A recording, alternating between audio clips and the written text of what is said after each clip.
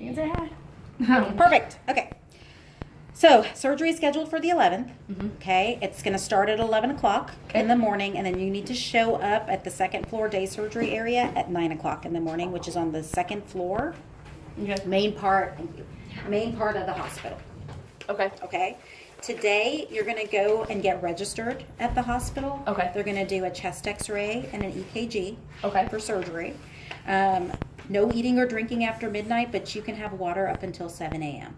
Oh, okay. Okay. And then don't take any medicines on the morning of the surgery or anything like that. Don't wear any jewelry or bring anything valuable.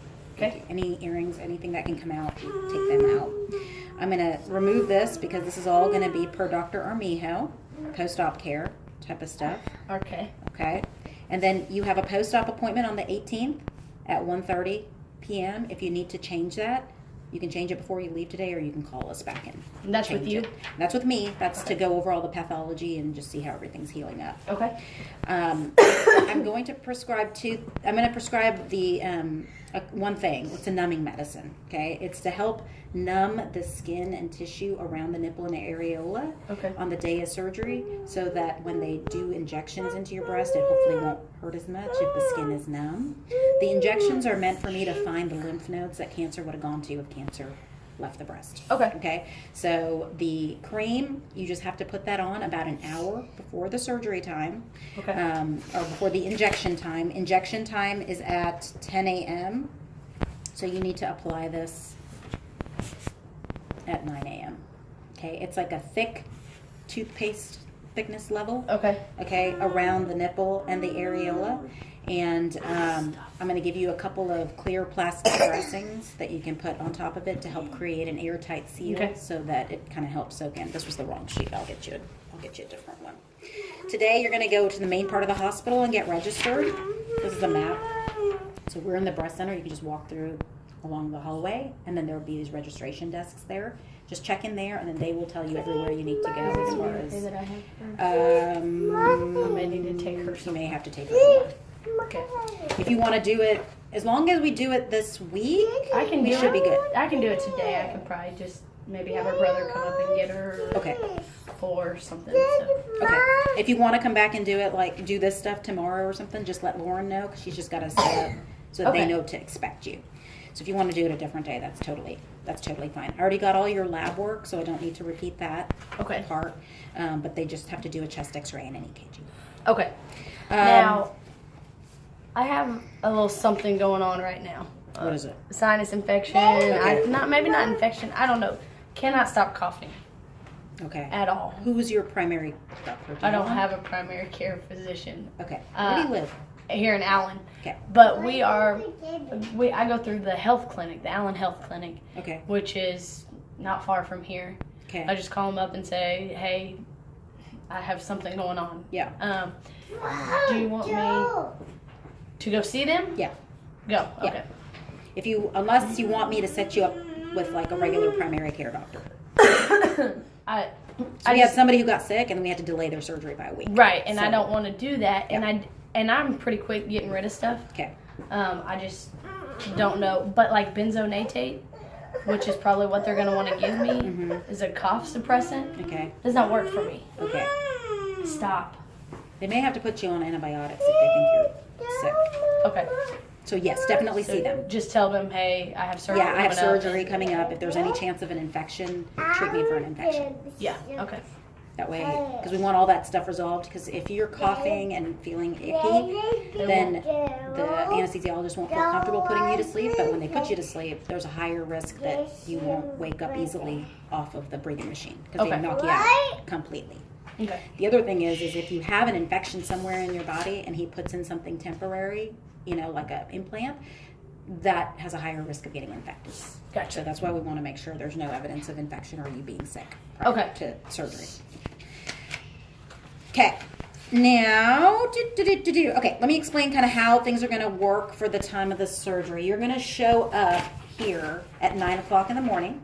Okay. What they're going to do is start your IV. So as soon as you get here, you can put that cream on, or you can do it right before you leave the house. Either way is fine. Let me have that other sheet. Hold those for me.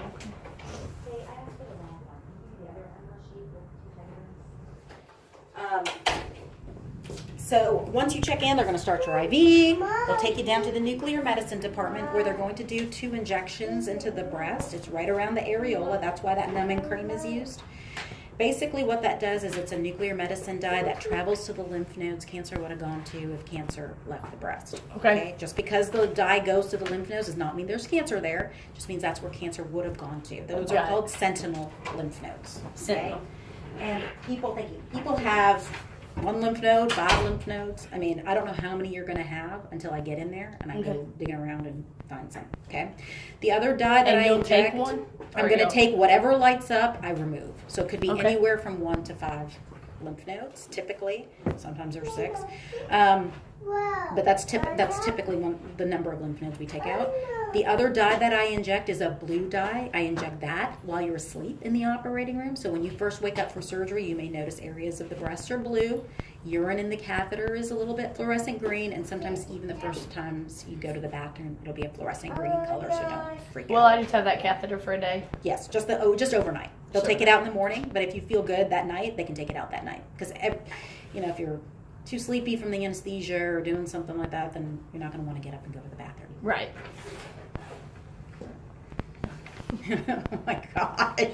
Thank you. You see that mouth go. I know.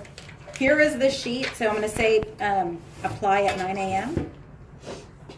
Okay.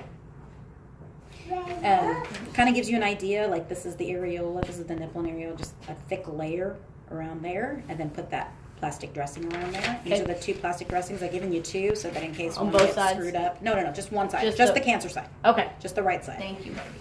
Right on right. Okay. I've given you 2 so that in case one gets messed up, you have another one. Okay. So that's that. So that's all on the nipple and areola. Not doesn't have to be Not the whole essentially breast. around it. Yeah, just On the nipple and areola. Yeah. Okay. Risks of doing the surgery. Okay. Pain, bleeding, infection, scar, need for further procedures or surgeries. We're removing both breasts, but we're saving the nipple and the areola on both sides. I'm making the incision underneath the breast. I have to make it as long as I need to get out there, get all the breast tissue out. I start with the non-cancer side first, so we start with the left side. Go in there, I take out all the tissue that I can from behind the nipple and the areola, and then I take a little piece of tissue from behind the nipple, send that off to the pathologist for a quick look just to make sure there's no cancer there. Everything looks good, then I can save the nipple and areola and I get rid of all that breast tissue. Then I move over to the right side, sample the lymph nodes. So there's going to be a scar or an incision underneath the armpit where I remove the lymph nodes. I'm basically removing any lymph node that lights up blue or lights up with that radioactive dye. Once I remove that incision gets closed with dissolvable stitches. Then I make the incision under here, do the same thing that I did on the left side, take a little nipple core. Typically what I do is I kind of ultrasound everything, make sure that I can kind of see where the cancer is. I'll put a little marking stitch anywhere I think the cancer is getting too close to the surface of the skin. That way, if we have an issue with the close margin, I know where to go back and take skin or thin out the margin if I feel like it's okay to do that.